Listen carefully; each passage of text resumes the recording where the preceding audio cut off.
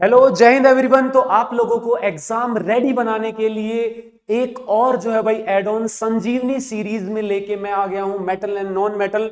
तो बिल्कुल जो है भाई मजा आ जाने वाला है अगली 10 से 15 मिनट के अंदर। तो सबसे पहले भाई ये one of the important chapter है जहां से क्वेश्चन आते ही आते हैं। तो we will start with the difference between metal and non metal. तो मेटल वो होते हैं भाई जो इलेक्ट्रॉन रिच होते हैं और ये इलेक्ट्रॉन डोनेट करके पॉजिटिव आयन यानी कैटायन बनाते हैं। वहीं नॉन मेटल जो है इलेक्ट्रॉन गेन करके जो है एनायन यानी नेगेटिव आयन बनाते हैं। मेटल्स लश्चरस होते हैं यानी ये शाइनी होते हैं, वहीं नॉन मेटल्स आपके नॉन लश्चरस होते हैं। लेकिन इसका एक्सेप्शन है आयोडीन, ये येलो से लिखा हुआ ये एक्सेप्शन है और एग्जाम में जो है भाई एक्सेप्शन पहले पूछे जाते हैं। मेलेबल होते हैं मेटल्स यानी इजीली इनकी थिन शीट बनाई जा सकती है। डक्टाइल होते हैं यानी इजीली इनके थिन वायर्स बनाए जा सकते हैं। वही non metals non malleable and non ductile होते हैं। मेटल्स हार्ड होते हैं, हाई मेल्टिंग बॉइलिंग पॉइंट होता है, लेकिन एक्सेप्शन है soft metals sodium potassium lithium, इनको नाइफ से भी कट किया जा सकता है। वहीं नॉन मेटल्स आपके सॉफ्ट होते हैं, लो मेल्टिंग बॉइलिंग पॉइंट होता है इनका, लेकिन एक्सेप्शन है डायमंड जो नेचुरली आपका हार्डेस्ट जो है भाई सब्सटेंस है जो पाया जाता है। Metals are good conductor of heat and electricity, लेकिन वहीं पे मरकरी और लेड जो है भाई आपका पुअर कंडक्टर है हीट का। वहीं जो है नॉन मेटल्स आपके पुअर कंडक्टर होते हैं हीट एंड इलेक्ट्रिसिटी के, बट ग्रेफाइट जो है भाई आपका नॉन मेटल है जो गुड कंडक्टर है इलेक्ट्रिसिटी का। मेटल्स को जब हिट करते हैं तो आवाज करते हैं यानी सोनोरस है, वहीं नॉन मेटल्स नॉन सोनोरस है। मेटल्स जो है सॉलिड स्टेट में एग्जिस्ट करते हैं, लेकिन मरकरी इकलौता ऐसा नॉन वो मेटल है जो रूम टेम्परेचर पे लिक्विड फॉर्म में एग्जिस्ट करता है। वहीं नॉन मेटल यूजुअली सॉलिड या गैसियस फॉर्म में एग्जिस्ट करते हैं। इकलौता आपका नॉन मेटल है जो रूम टेम्परेचर पे लिक्विड फॉर्म में एग्जिस्ट करता है, डेट इज ब्रोमीन। ठीक है, तो ये डिफरेंस आपको याद रखने। वहीं मेटल्स जब ऑक्सीजन के साथ रिएक्ट करते हैं तो मेटल ऑक्साइड बनाते हैं। तो आपको यह याद रखना है भाई मेटल ऑक्साइड जो है वो आपके कैसे नेचर के होते हैं, बेसिक नेचर के होते हैं। लेकिन यहाँ पे सम आर एम्फोटेरिक, कुछ जो है भाई आपके एम्फोटेरिक होते हैं यानी बोथ आपका बेसिक एंड एसिडिक नेचर दिखाते हैं। यहाँ पे एग्जाम्पल ये बहुत जरूरी है भाई, एल्यूमिनियम ऑक्साइड और जिंक ऑक्साइड, ये याद रख लेना। वहीं पे जो नॉन मेटल के ऑक्साइड हैं वो आपके एसिडिक होते हैं। जब मेटल वाटर के साथ रिएक्ट करता है तो या तो मेटल ऑक्साइड या मेटल हाइड्रोक्साइड बनाएगा। अब देखो यहाँ रिएक्टिविटी का डिफरेंस होता है, कौन इजीली रिएक्ट करेगा, जल्दी रिएक्ट करेगा, विग्रसली करेगा, या कौन स्लो करेगा या कौन नहीं करेगा। तो यहाँ पे इसलिए मेटल्स की हम रिएक्टिविटी सीरीज ध्यान में रखते हैं, जिसको याद रखने के लिए वी हैव अ ट्रिक। पोसो call me a cute zebra, I like her calling my sweet goat. आपको पता है बहन भाई का प्यार, एक दूसरे को जो है भाई टीज करते हैं, हेल्दी टीजिंग। तो यहाँ पे पोसो जो है भाई उसको क्या बुलाती है, क्यूट जेब्रा, और वो उसको कहता है माई स्वीट गोट। तो इससे आप याद रख सकते हो potassium sodium calcium magnesium aluminium copper वो carbon zinc iron lead hydrogen copper mercury silver और गोल्ड, ये डिक्रीजिंग ऑर्डर ऑफ रिएक्टिविटी है इन मेटल्स का। जैसे ये ऊपर के जो आपके हैं भाई सोडियम पोटेशियम और कैल्शियम, ये इतने रिएक्टिव हैं कि ठंडे पानी से भी रिएक्ट कर लेते हैं। वहीं मैग्नीशियम एल्यूमिनियम है, ये भाई गर्म पानी से रिएक्ट करते हैं। ठीक है, आपका जिंक हो गया, आयरन हो गया, लेड हो गया, ये स्टीम के साथ रिएक्ट करते हैं और ये नीचे वाले रिएक्ट ना के बराबर करते हैं। उसके अलावा कैल्शियम मैग्नीशियम के बारे में याद रखना, these are known as floating metals, क्योंकि वाटर के साथ रिएक्ट करके ये ऊपर बबल्स में जो है भाई फ्लोट करते हैं इस वजह से। और ये इतने रिएक्टिव हैं कि they are stored under kerosene, इनको जो है कैरोसिन के अंडर जो है भाई आपका स्टोर किया जाता है। तो इतनी बात यहां से आपने याद रखनी है। ठीक है, उसके बाद जो है भाई मेटल्स हमें अर्थ से मिलते हैं मिनरल्स की फॉर्म में, और जिन मिनरल्स से हम इजीली मेटल को एक्सट्रैक्ट कर पाए दैट इज ओर। तो इसलिए हम कहते हैं all ores are minerals but all minerals are not ore. ये सब हम मेटलर्जी ब्रांच के अंदर डील करते हैं जिसमें हम मेटल्स को निकालते हैं। तो यहाँ पे कुछ और आप याद रख सकते हो भाई, जैसे यहाँ पे आपका जो है भाई जो ये है, ठीक है, यहाँ पे दीज आर मेटल्स, जैसे मरकरी जो है भाई उसकी ओर है आपकी सिनाबार। ठीक है, जिंक की ओर है जिंक ब्लेंड और कैलामाइन, आयरन की है हेमेटाइट मैग्नेटाइट सिडराइट, यूरेनियम की है पिच ब्लेंड। तो ये कुछ और है जो जैसे लेड की गलीना, ठीक है, डोलोमाइट है भाई आपकी कैल्शियम और मैग्नीशियम की। तो ऐसे करके कुछ और आप दिमाग में याद रख सकते हैं। ठीक है, अब क्या स्टेप रहते हैं एक और से जो है भाई आपका मेटल को एक्सट्रैक्ट करने के। सबसे पहले फालतू की चीजें यानी उससे गैंग यानी सैंड क्ले जो एक्स्ट्रा चीजें आगे वो हटाई जाती हैं। दूसरे स्टेप में उसमें से मेटल को अलग किया जाता है बाय रिड्यूसिंग द ओर। और तीसरे स्टेप में उसका इलेक्ट्रोलाइटिक रिफाइनिंग करके प्योरिफिकेशन किया जाता है, जिसमें प्योर मेटल आपका कैथोड पे मिल जाता है। अब कई बार क्या है, जो मीडियम रिएक्टिविटी वाले हैं वो सल्फाइड या कार्बोनेट ओर में एग्जिस्ट करते हैं, तो पहले उनको हम ऑक्साइड में कन्वर्ट करते हैं by using calcination for carbonate ore to oxide and for sulfide ore we use roasting, उसको ऑक्साइड में कन्वर्ट करने के लिए। पर एक बहुत प्यारी रिडक्शन रिएक्शन है जो नेम रिएक्शन है, डायरेक्ट पेपर में पूछी जाती है, दैट इज थर्माइट रिएक्शन। तो थर्माइट रिएक्शन जो है भाई वो है आपका जब आयरन को हम एल्यूमिनियम से रिड्यूस कराते हैं, यानी आयरन ऑक्साइड के एल्यूमिनियम से रिएक्शन कराओगे तो आपको आयरन मिल जाएगा और एल्यूमिनियम ऑक्साइड। तो ये जो है भाई हाईली एक्सोथर्मिक रिएक्शन है कि आपका जो ये प्रोडक्ट्स मिलते हैं ये मोल्टन स्टेट में मिलते हैं, तो इनको जो है भाई रेलवे ट्रैक्स को ज्वाइन करने में भी इस्तेमाल किया जाता है।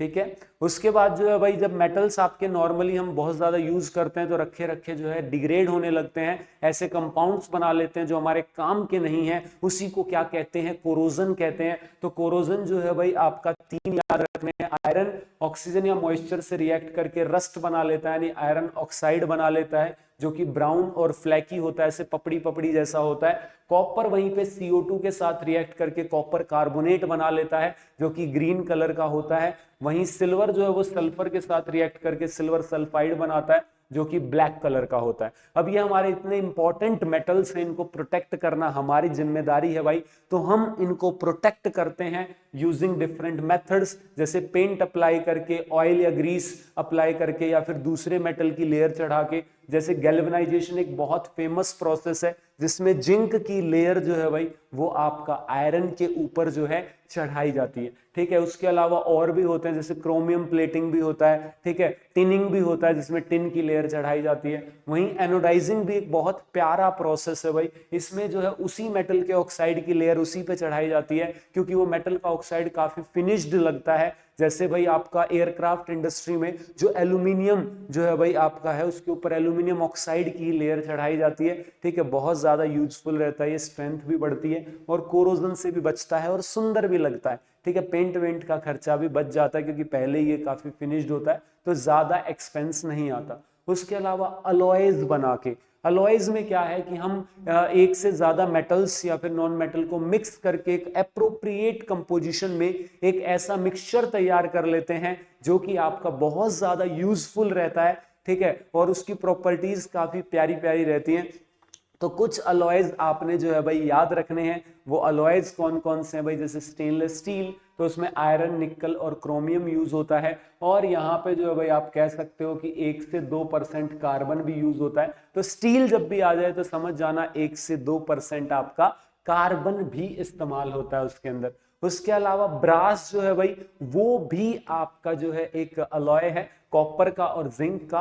ब्रोंज भी आपका कॉपर और टिन का अलॉय है। कई बार बच्चे ब्रास और ब्रोंज में कंफ्यूज हो जाते हैं, तो यहाँ पे भाई आपका ब्रास और ब्रोंज में कंफ्यूज नहीं होना है, दोनों कॉपर के अलॉय हैं। जिसमें जेड ना आए उसमें जिंक आएगा, जिसमें जेड आ जाए उसमें जिंक नहीं टिन आएगा। तो ऐसे भी याद रख सकते हो आप। नेक्स्ट है भाई आपका शोल्डर अलॉय। शोल्डर शोल्डरिंग में यूज होता है, जो वेल्डिंग वगैरह करने में जो यूज होता है, लो मेल्टिंग पॉइंट होता है इसका, तो इसमें लेड और टिन यूज होता है आपका। अमलगम वर्ड जहां भी दिखे तो समझ जाना मरकरी का कोई ना कोई अलॉय है, उसमें मरकरी जरूर होगा।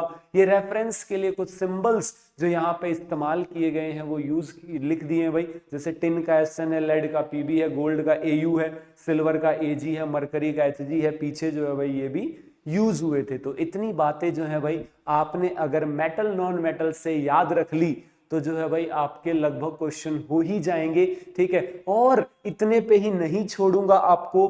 ठीक है, क्वेश्चंस भी दिखाऊंगा कैसे कैसे क्वेश्चंस आपके एग्जाम में पूछ रहा है। तो यहां पे आपका क्वेश्चन नंबर 1, ठीक है, which one of the following are correct symbols. तो भाई एलिमेंट्स के कुछ जो इंपॉर्टेंट एलिमेंट्स हैं इनके सिंबल्स पूछ रहा है। तो गोल्ड का AU, टिन का SN और लेड का PB, यानी C ऑप्शन यहाँ पे बिल्कुल करेक्ट है। यहां पे पूछा भाई थर्माइट रिएक्शन के बारे में, तो Fe2O3 और एल्यूमिनियम की रिएक्शन को थर्माइट रिएक्शन कहते हैं जी, बिल्कुल करेक्ट है। Heat evolved is used for welding purpose, तो जो हीट यहाँ पे यूज हुई है भाई उसको वेल्डिंग में यूज करते हैं। एल्यूमिनियम जो है वो ऑक्सीडाइजिंग नहीं रिड्यूसिंग एजेंट की तरह जो है भाई आपका काम करता है, तो ये गलत है। मोल्टन Fe एंड Al नहीं मिलता, Al2O3 मिलता है। तो इसलिए ये भी गलत है। तो आपकी 1 और 2 जो है भाई वो करेक्ट है, तो ए ऑप्शन यहाँ पे बिल्कुल सही है। यहाँ पे पूछा है नॉन मेटल्स को वाटर में डिसॉल्व करेंगे तो नॉन मेटल ऑक्साइड बनेंगे, और मैंने बताया नॉन मेटल ऑक्साइड कैसे होते हैं, आपके एसिडिक नेचर के होते हैं, जैसे CO2 हो गया, SO2 हो गया, NO2 हो गया। और वहीं पे जो है भाई आपका ये मेटल ऑक्साइड जो वो बेसिक होते हैं और या फिर कुछ एम्फोटेरिक भी होते हैं। उसके अलावा भाई आयरन शीट को मॉइस्ट एयर में रखा तो रस्ट बन गया। जो रस्ट बना, मैंने बताया रस्ट क्या है, Fe2O3.XH2O, जो कि एक कंपाउंड है। तो it's a compound, iron oxide का कंपाउंड बनेगा। कंफ्यूज मत होना, मिक्सचर नहीं है, वो कंपाउंड है, फॉर्मूला भी लिखवाया है मैंने। यहाँ पे आइडेंटिफाई करना है करेक्ट पेयर ऑफ एलिमेंट्स जो कि रूम टेम्परेचर पे लिक्विड है। तो मैंने बताया था मेटल्स में मरकरी है और नॉन मेटल्स में ब्रोमीन, तो डी ऑप्शन करेक्टली रिप्रेजेंट कर रहा है कि ये आपके क्या हैं, लिक्विड रहेंगे रूम टेम्परेचर पे। उसके बाद कह रहा है कौन जो है भाई बोथ एसिडिक एंड बेसिक यानी एम्फोटेरिक बिहेवियर शो करेगा। तो मैंने आपको कहा कि 2 एग्जांपल याद रख लेना, aluminium oxide and zinc oxide, तो ये आपके एम्फोटेरिक मेटल ऑक्साइड रहेंगे। यहाँ पे सिल्वर आर्टिकल्स को ओपन छोड़ दिया जाए तो यहाँ पे जो है भाई क्या फॉर्मेशन से ब्लैक हो जाते हैं, तो कोरोजन होता है सिल्वर का सल्फर के साथ रिएक्ट करके Ag2S यानी सिल्वर सल्फाइड, जो कि आपका ब्लैक कलर का यानी टार्निशिंग हो जाती है उसकी और वो कोरोड हो जाता है।